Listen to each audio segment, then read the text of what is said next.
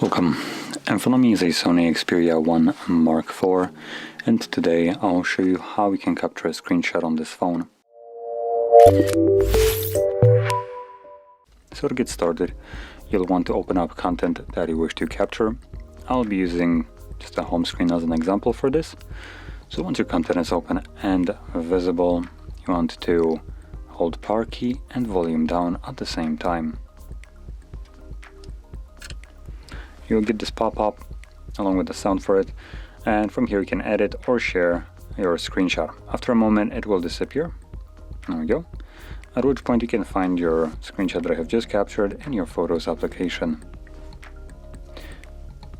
Now it will be located in the library, so you need to navigate here, and you should find a folder right here, or album, however you want to call it, called Screenshots, which you can see it right here. And obviously in here you will find all the screenshots that I have captured over the time, and only the screenshots. So there we go. There's the screenshots that I have just captured.